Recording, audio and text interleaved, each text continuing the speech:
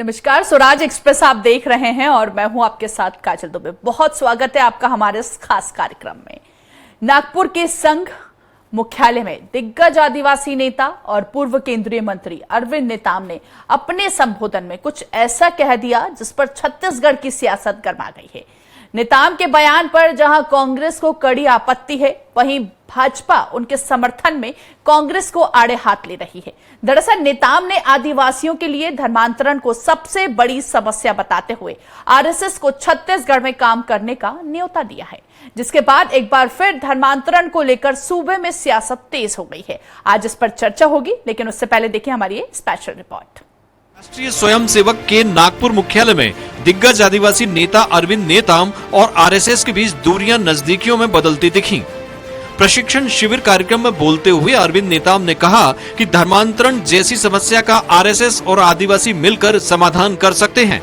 नेताम ने यह भी कहा कि छत्तीसगढ़ में किसी सरकार ने आज तक कोई ठोस कदम नहीं उठाया, बल्कि एक दूसरे पर दोषारोपण की सियासत होती रही है। दरअसल नेताम संघ के बुलावे पर नागपुर कार्यालय पहुंचे थे।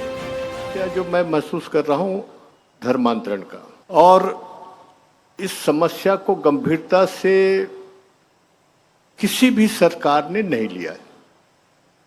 राज्य सरकार का विषय है, और ये भी देखने को मिलता है कि एक सरकार पावर में आई, शासन में आई, तो जो दूसरे सरकार को दोष देना, और दूसरे सरकार फिर पावर में आई तो पहले वाले को दोष देना।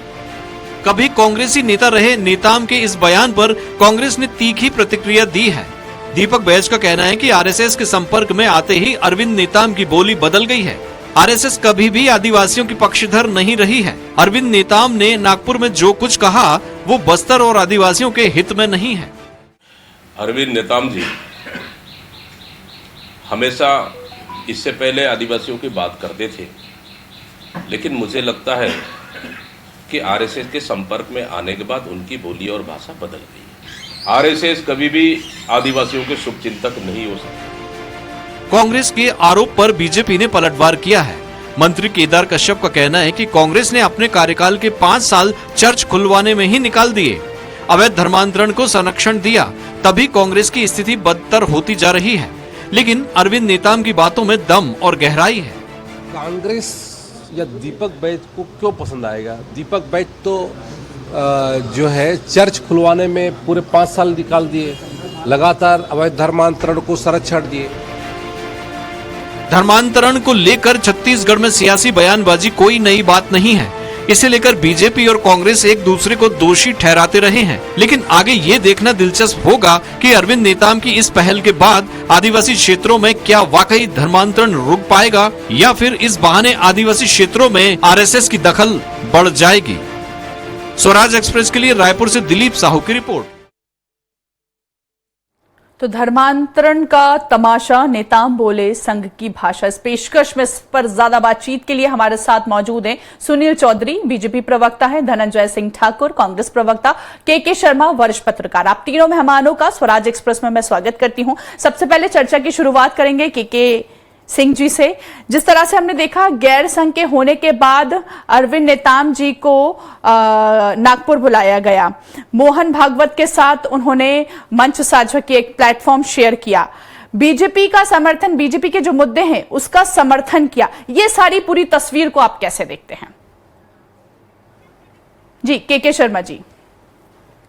जी देखिए काजल जी, ये पूरा मामला ऐसा है कि आदिवासी क्षेत्रों में बस्तर में धर्मांतरण एक बड़ी समस्या रही है। इसको लेकर कानून बनाने की बात हो रही, भाजपा सरकार भी कड़े कानून की बात करती है, और जो कानून बनाने के साथ साथ जो जागरूकता की बात आती है, अंधविश्वास को लेकर बात आती है, स्वास्थ्य सुविधाओं को एक उपलब्ध न होने या अशिक्षित शिक्षक के अभाव के कारण जो धर्मांतरण हो रहा है, इसके लिए जागरूकता की आवश्यकता पड़ती है। तो इस क्षेत्र में आप देखेंगे तो आरएसएस की एक भूमिका वहां पे दिखाई देती है। इस क्षेत्र में हिंदुत्व के दृष्टि से देखें तो दूसरी चीज होती है, एक आदिवासी नेता एक लंबे समय तक 5 बार के सांसद रहे, और जो अपने आदिवासी हित के लिए इतने ज्यादा आगे बढ़ जाते, कहा जाए कि पार्टी हित से ऊपर उठ के भी राष्ट्रपति चुनाव में उन्होंने पीएस संगमा के पक्ष में मतदान किया, प्रणब मुखर्जी भी था। उसी तरह भानु प्रतापपुर उपचुनाव में भी आप देखेंगे तो कांग्रेस प्रत्याशी के खिलाफ अप्रत्यक्ष रूप से साथ दिया, इस प्रकार से आरोप लगा। उन्होंने कहा कि इस पर मैंने सीधा चुनाव प्रचार नहीं किया। इस तरह से तमाम बातों को देखेंगे तो एक 80 साल के वरिष्ठ आदिवासी नेता के रूप में देखें तो वो राजनीतिक हित से ज्यादा अभी आदिवासी हित की जो बात कर रहे हैं, जो पेशा कानून की बात कर रहे हैं, उसके साथ ही साथ जो आदिवासियों के हित के लिए जल जंगल जमीन और तमाम प्रकार की जो बात हो रही है, नक्सली उन्मूलन के प्रयास के बाद जो आदिवासी हित की जब बात करेंगे तो विकास की बात आ गई, तो उनको लगता है कि आरएसएस का आनुषंगिक संगठन राजनीतिक दल के रूप में भाजपा है। भाजपा अभी मजबूत स्थिति में राज्य में भी और केंद्र में भी उनकी सरकार है, तो उस क्षेत्र में जब आदिवासी विकास की बात होगी, इस दृष्टि से मुझे लगता है कि वो आरएसएस के आमंत्रण को स्वीकार करते हुए वहां पहुंचे हैं और उन्होंने जो अपनी बात रखी है उसको लेकर के आगे किस ढंग से जागरूकता अभियान की बात कर रहा हूं और जो कानून बनाने की बात है, तो ये भाजपा सरकार को बनाना है जो कड़े कानून की बात बार बार कहती है। दोनों ही दल जो है आप ये कह सकते हैं कि आदिवासी हित की बात करते हैं, लेकिन धर्मांतरण को लेकर जहां तक बात है तो भाजपा के जो है दिलीप जुदेव की बात करे या अन्य इस प्रकार से नेता जो उनके परिवार के सदस्य हैं, वो इस ढंग से अभियान जो चला रहे हैं, तो उस क्षेत्र में धर्मांतरण रोकने के लिए कांकेर के सांसद भोजराज नाग ये डिलिस्टिंग की बात करते हैं। दूसरी बात कहते हैं जो रीति नीति आदिवासियों का नहीं मान रहे हैं उनको आरक्षण का लाभ न मिले, इस प्रकार से बड़ी बात कानून बनाने की बात कर रहे हैं। तो देखना है कि इन सब का असर आगे क्या होता है, धर्मांतरण क्या रुक पाएगा, ये एक बड़ा सवाल है। और आरएसएस और आदिवासी यदि मिलते हैं तो राजनीतिक लाभ की दृष्टि से भाजपा इसको क्या भुनाने की कोशिश करेगी, ये भी एक बड़ा सवाल है। और कांग्रेस जिस ढंग से अभी कहे कि हमारा राज पार्टी से अरविंद नेताम के जो सपोर्ट से जब पूरे चुनाव मैदान में बैठे थे, क्या इनका आदिवासी क्षेत्रों में बड़ा नुकसान हुआ है, कांग्रेस को ये भी एक है। तो तमाम प्रकार की बातें हैं जिसको लेकर छत्तीसगढ़ में इसका एक राजनीतिक भविष्य आपको देखने को मिलेगा। ठीक है, बिल्कुल। सुनील चौधरी जी, बीजेपी प्रवक्ता, कांग्रेस कह रही है कि आरएसएस के संपर्क में आने से अरविंद नेताम की कहीं ना कहीं जो बोली है वो बदल चुकी है। अरविंद नेताम ने बस्तर और आदिवासी के हित में बात नहीं कही है। एक क्विक रिएक्शन आपका। जी, राम राम, जय जोहर, जय छत्तीसगढ़। देखिए, अरविंद नेताम कांग्रेस के वरिष्ठ नेता रहे छत्तीसगढ़ के। छत्तीसगढ़ या विभाजित मध्य प्रदेश की बात करें और बहुत ही युवा केंद्रीय मंत्री वो रहे। एक बड़ा सुदीर्घ अनुभव उनको है और संघ के कार्यक्रम में वो गए और वहां जाकर के उन्होंने अपने मन की पीड़ा, चूंकि वो काफी समय से छत्तीसगढ़ में काम कर रहे हैं, तो छत्तीसगढ़ में नक्सलवाद और धर्मांतरण दो प्रमुख विषयों पर उन्होंने अपनी बात रखी है और उन्होंने विश्वास भी जताया है कि इस काम में संघ जो है वो आगे आकर के और मदद करे, क्योंकि संघ इस क्षेत्र में लगातार काम कर रहा है। निश्चित रूप से वनवासी कल्याण आश्रम हो, चाहे संस्कार भारती हो, चाहे अन्य विभिन्न माध्यम जो अनुसांगिक संगठनों के माध्यम से काम होते रहते हैं। अरविंद नेताम जी यदि कह रहे हैं तो दीपक बैज जी को इतनी मिर्ची तो लगना नहीं चाहिए। पहली बात यदि देखिए, दीपक बैज जी आदिवासियों के विषय में जब बात कर रहे हैं तो वो अरविंद नेताम जी भी आदिवासियों को बचाने की तो बात कर रहे हैं। आप देखिए कि धर्मांतरण के बाद आदिवासी संस्कृति नष्ट हो रही है। आदिवासियों की संस्कृति को पूरी तरीके से एक आप देखेंगे कि खत्म करने की साजिश है। पूरा राष्ट्रांतरण है, ये धार्मिक विषय है ही नहीं, ये संस्कृति पर आक्रमण है, सीधा सीधा आदिवासी संस्कृति पर आक्रमण है और उसको समझना पड़ेगा। इनके खुद के एसपी जो थे उन्होंने पत्र लिखा था कांग्रेस शासन में कि धर्मांतरण बड़ी समस्या हो रही है, संघर्ष की स्थिति उत्पन्न हो रही है। और कवासी लखमा जो इनके पूर्व मंत्री है, अभी तो जेल में है, वो खुद कह रहे थे कि आदिवासी जो है वो हिंदू नहीं है। तो बार बार ऐसे बांटने का काम कर रहे हैं और इस तरीके से कैसे चलेगा। इस देश के अंदर में यदि देश की हमारी संस्कृति न बचे, छत्तीसगढ़ के अंदर में छत्तीसगढ़ की संस्कृति न बचे तो कैसे होगा। भाजपा की सरकार काम कर रही है, लगातार धर्मांतरण पर हम काम कर रहे हैं। धर्मांतरित जो धर्मांतरण का कुचक्र है, चाहे आप लोभ लालच से करें, जबरिया धर्मांतरण करें, छल पूर्वक धर्मांतरण करें, इस प्रकार के यदि कुछ होता है तो उसमें कार्रवाई कर रहे हैं। 153 जो संस्थाएं हैं उनकी फंडिंग जो विदेशों से आती थी, उन संस्थाओं की फंडिंग पर देख रेख और उसको कहीं ना कहीं नकेल कसने का काम, फंडिंग को रोकने का काम ये भाजपा की सरकार कर रही है और कड़े कानून की दिशा में बढ़ रहे हैं। हम लगातार इस बात को कर रहे हैं कि आगे जाकर के धर्मांतरण को लेकर के कानून बनेगा। संविधान के अनुच्छेद 25 में धर्म जो है वो धर्म की स्वतंत्रता के विषय में स्पष्ट है, लेकिन 25(1) जो है वो जबरिया धर्मांतरण और जबरिया इस तरह के कामों पर रोक लगाता है। तो थोड़ा संविधान भी पढ़ें, कांग्रेस के नेता हैं, प्रदेश के अध्यक्ष हैं या कांग्रेस के बड़े लीडर हैं, तो इस बात को समझें कि छत्तीसगढ़ से यदि आदिवासियों की संस्कृति को नष्ट कर देंगे, छत्तीसगढ़ में धर्मांतरण का यदि कुचक्र चल जाएगा, तो छत्तीसगढ़ में बचेगा क्या?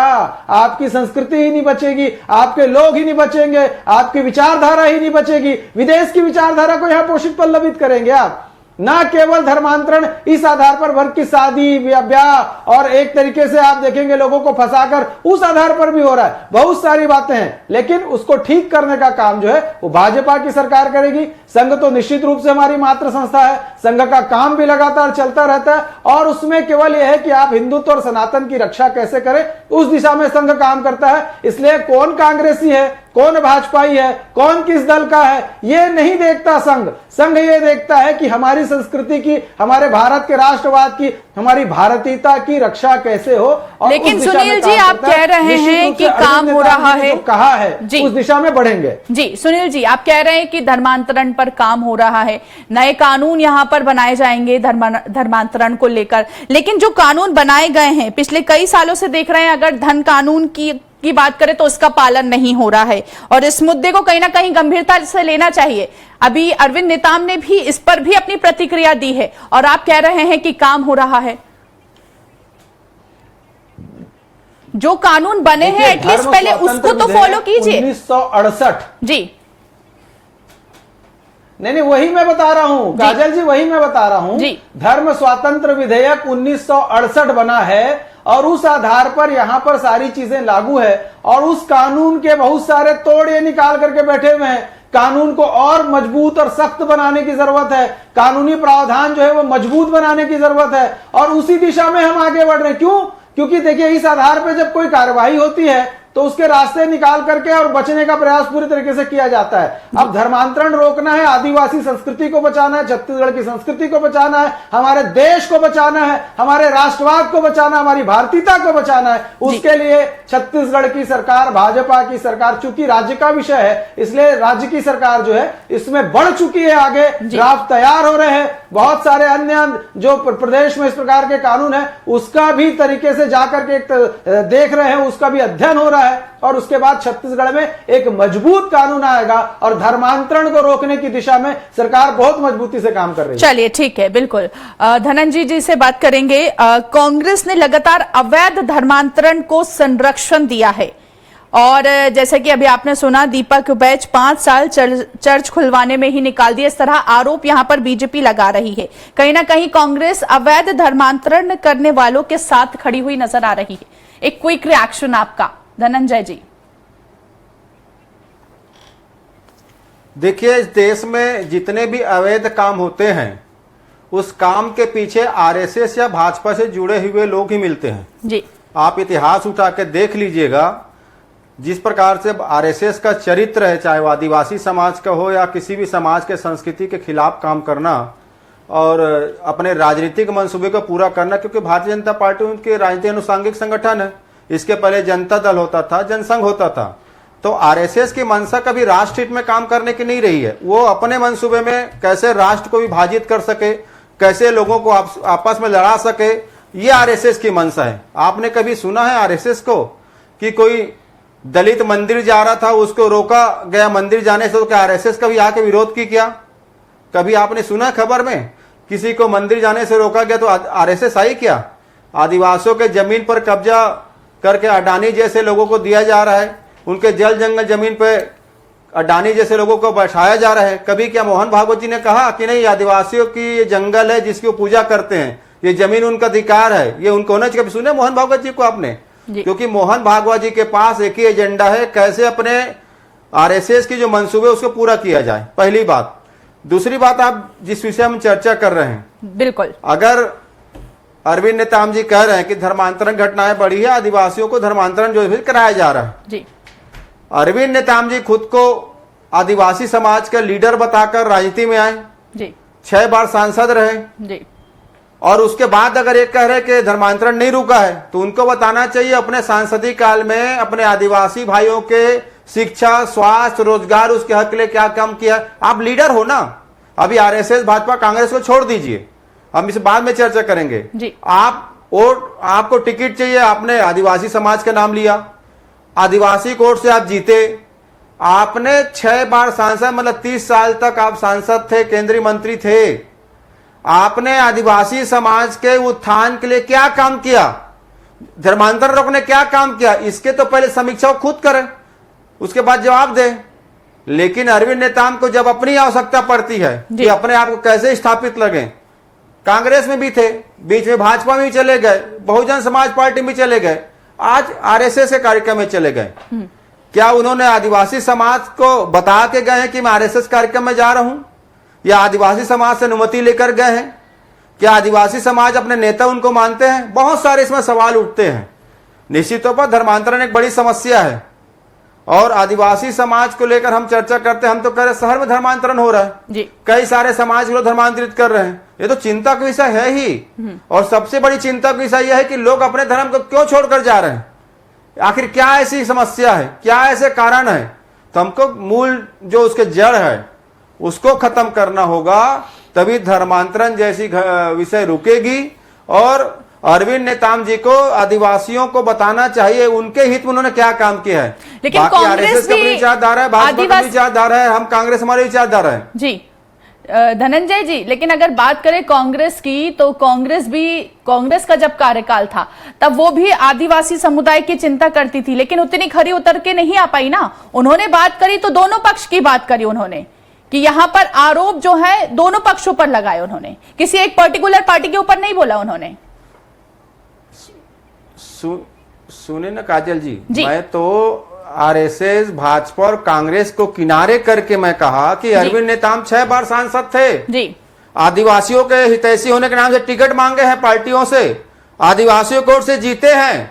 उन्होंने क्या काम किया ताकि धर्मांतरण रुक जाए, आदिवासियों की स्थिति बेहतर हो जाए? आप उसके नेता बनते हो ना जी। लेकिन जब आपको जरूरत पड़ती है आदिवासियों की तो उनको पीछे करके आप सामने आते हो। मैं इस बात पे सवाल उठा रहा हूँ। आरोप प्रत्यारोप तो सेकंड मामला है। मैं ना भाजपा पे आरोप लगा रहा हूँ, ना कांग्रेस की सफाई दे रहा हूँ, ना आरएसएस की बात करूँ। मैं तो अरविंद नेताम के ऊपर पूछ रहा हूँ ना।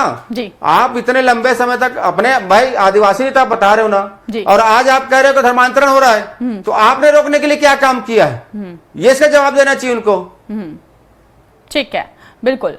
सुनील जी, क्या कहना चाहेंगे, क्योंकि प्रदेश में आपकी सरकार है और लगातार धर्मांतरण के जो मुद्दे हैं वो लगातार, मुद्दे तो ठीक है लेकिन जो केसेस हैं वो लगातार बढ़ते हुए नजर आ रहे हैं, पूरा दोष कहीं ना कहीं सरकार पर आ रहा है। देखिए, सबसे महत्वपूर्ण विषय ये समझना चाहिए कि धर्मांतरण जो है वो इतनी बड़ी समस्या हो गई है और उसके विभिन्न प्रकार के कारण हैं।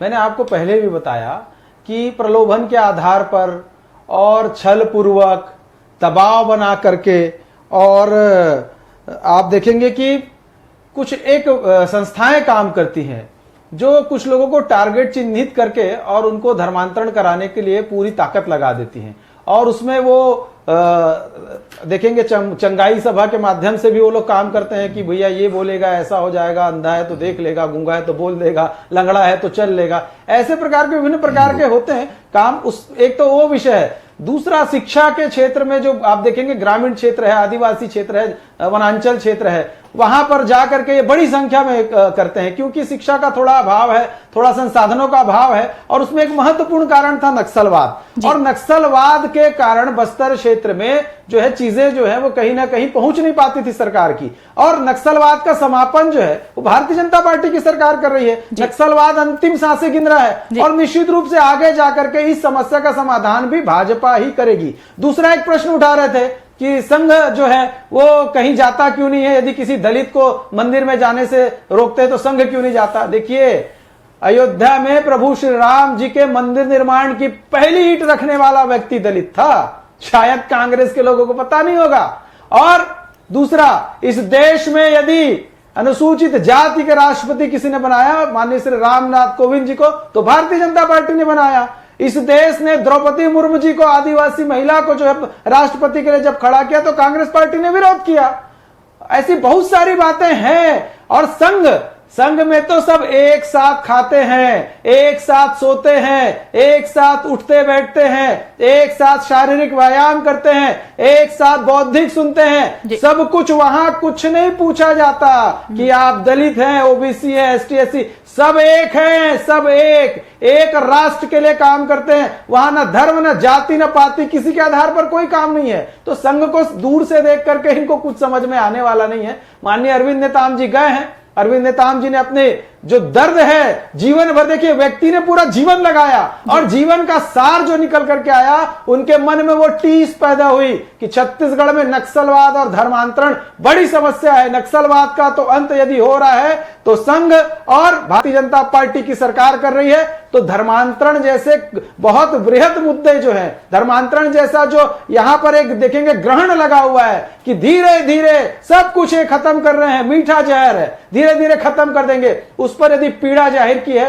तो संघ भी आगे आकर के काम करेगा और सरकार के नाते जो है सरकार भी काम करेगी और भारतीय जनता पार्टी के कार्यकर्ता और संगठन के लोग भी लगातार इस विषय में काम करते हैं। मैं पूछना चाहता हूं, अभी कानून आएगा विधानसभा में, क्या कांग्रेस के दीपक बैज जी, प्रदेश अध्यक्ष जी, इस बात की घोषणा करते हैं कि धर्मांतरण का कानून आएगा तो कांग्रेस पार्टी उसका समर्थन करेगी और वो कानून सर्वानुमति से पास होगा? नहीं कर सकते, उसमें भी मीन मेख निकालेंगे। जैसे नक्सलवाद के खिलाफ में हम जब करते थे तो ये सपोर्ट में खड़े होते थे, उसका समर्थन करते थे, लेकिन अब जब नक्सलवाद समाप्त हो रहा है तो धीरे धीरे इनकी भाषा बदल रही है। वैसे धर्मांतरण में भी होगा, धर्मांतरण पर कठोर कानून आएगा, लेकिन यदि साहस होगा कांग्रेस में तो कांग्रेस उसका समर्थन करे विधानसभा में और अपने सुझाव के साथ समर्थन करे, सार्थक सुझाव दे।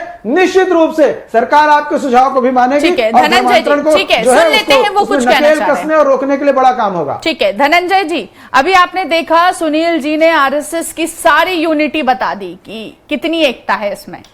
जी, सुनील जी ने एक बात नहीं बताया कि आज तक आरएसएस के संघ जो प्रमुख होते हैं वो एसटी, एससी, ओबीसी से क्यों नहीं बने हैं? 6 संघ प्रमुख बने हैं, 6 संघ प्रमुख बने हैं। जाति और धर्म के आधार पर नहीं है वहां पर। आ गई, पीड़ा हो गई। नहीं है ही नहीं, जब हम मानते ही नहीं वहां पर, ऐसा क्यों डिबेट कर रहा है यार? सुन लेना भाई, आरोप लगाना ये तो विषय ही नहीं है जो उठा रहे हैं भाई। बड़ी बड़ी बात संघ के करे, सुन यार। आज तक आपको इतिहास बता रहा हूं, 6 संघ प्रमुख बने हैं, इसमें एक ही महाराष्ट्र से बाहर के थे और रिज्जू भैया जो उत्तर प्रदेश से थे शायद, और 5 बने हैं वो महाराष्ट्रियन ब्राह्मण थे। जो संघ ने अपने आज तक प्रमुख में एसटी, एससी, ओबीसी को नहीं बनाया है, क्या हुई तैसी होंगे इस वर्ग का? नहीं हो सकती तैसी वो। आइए, सिर्फ राजनीतिकरण, भाजपा को लाभ मिले। मैंने कहा ना, मैं संघ, भाजपा या कांग्रेस की बात नहीं करूंगा, मैं व्यक्ति की जिम्मेदारी की बात कर रहा हूं।